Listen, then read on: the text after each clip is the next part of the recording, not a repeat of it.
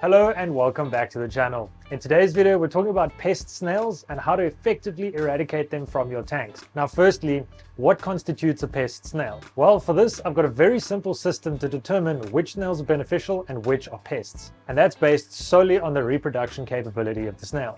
Some snails can breed so fast that they can completely overrun a tank within a couple of weeks, and they can hinder your biological filtration systems by getting in the filter inlets and outlets, and that can be a real problem. However, for the purpose of this video, I'm going to be really specific and name the ones that we're targeting.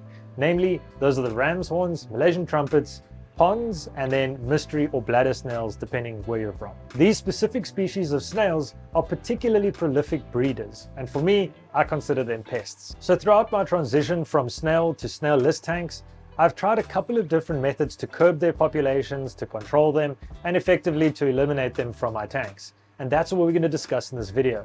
I'm going to take you through a couple of the different methods that I've used and show you my personal experience with them and their effectiveness. I just want to mention that there are a ton of different variables from tank to tank. So just because I had a certain experience with a product or a method doesn't mean that yours might be the same.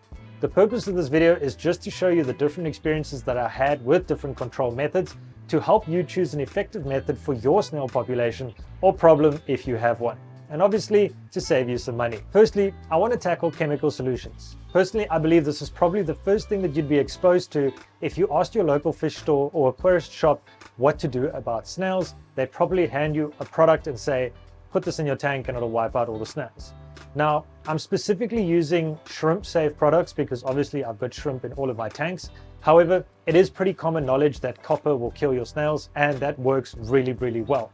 However, I do want to give a warning for any of those that are going to try that. It will seep into your silicone and leach out over time and effectively render that tank quite dangerous for both shrimp and snails for a very long time after the treatment. So in my opinion, it's best kept to a last resort. The chemicals we're going to talk about today are not specific, nor are they brand focused. I tried a number of different ones based on different advice that I got from different shopkeepers, and I did this specifically to provide an unbiased opinion when it came to sharing the results. And then finally, I used no planaria. Now, no planaria has never really been advertised to kill snails. However, it's pretty common knowledge that it does, and I was actually recommended by one of my local fish stores to try it when some of the other products didn't work as expected. I don't want to sound too negative. I do need to give credit where it's due. All of these products held up to their claim of being shrimp safe. Throughout the duration of treating my tanks, I didn't see any death or mortality spikes. I didn't see water parameters swing, and I definitely didn't have any milky water. So for what it's worth, these products do work, but not as effectively as I had hoped. Some of them don't kill any snails at all. The ones that do kill snails, they don't do it so well. And the ones that did kill quite a few snails seem to only target a particular species and leave some other species completely unharmed. So as far as I'm concerned, I wouldn't recommend chemical additives to kill snails at all. Which brings us to our next option. That is manual removal. And this is kind of a logical one that's probably the most common, and that's simply just chucking in a piece of cucumber and sinking it down with a fork or a toothpick, and then removing it later to control the snail population. If you have a whole bunch of tanks like me and you forget the food in there, you could actually end up doing the opposite by feeding them really well and having a population explosion. But I did need to mention this because it is a very effective method in controlling the population, specifically because you get the bigger snails out first, and that slows the breeding down quite a lot. I think it's pretty obvious, you're never going to eradicate all the snails this way. And that brings us to our second method of control. Now, this might sound a little bit unorthodox, but I actually employed a predatory fish. You might be thinking, Tristan, you're crazy, a predatory fish in a shrimp tank.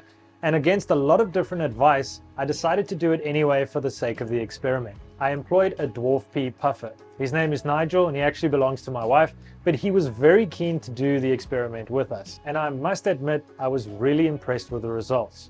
As soon as I added him into the tank, he went straight to chasing down the snails. And that kind of makes sense because his whole diet consists of live food. What particularly stood out for me was the fact that he could target really small snails. These would probably be the snails that I'd missed during a manual removal, which was really cool to see. I do unfortunately have to admit that after a couple of weeks of him chasing down the snails, he seemed to get bored and started going after the baby shrimplets. We can conclude that this is not a viable option if you're someone that has really expensive shrimp. That also being said, water parameters can seriously conflict between Caridina and Neocaridinus, so I obviously don't recommend putting them in Caridina tanks. However, if you've got a tank with shrimp that you're not particularly attached to and you enjoy having a pufferfish, go for it. I think it's totally worth doing and a really fun experience. That brings us to our last method of control and effective eradication. Now, I'm really excited about this one because it was actually a two-part solution for me, which really worked out much better than I expected it to.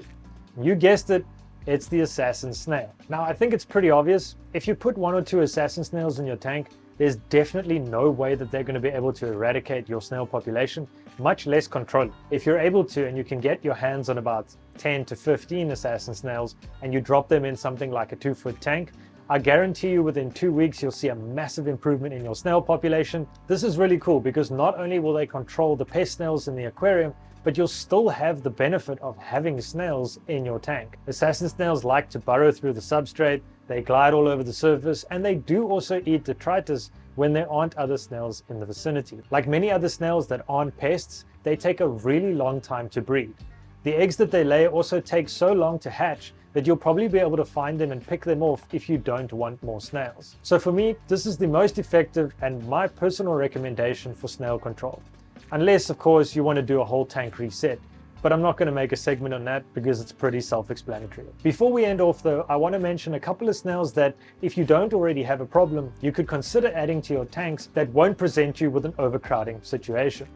Namely, my favorite, the rabbit snail. They come in awesome varieties and different colors, and these are actually live bearers, so they breed really slowly and you'll never have a problem with overcrowding. Other than that, we have the nerite snail, which obviously doesn't breed in fresh water. The problem with these guys is they lay eggs everywhere and they can really mess up escape if you've specifically built your tank for that. And then last but not least, we've also got the golden apple snail.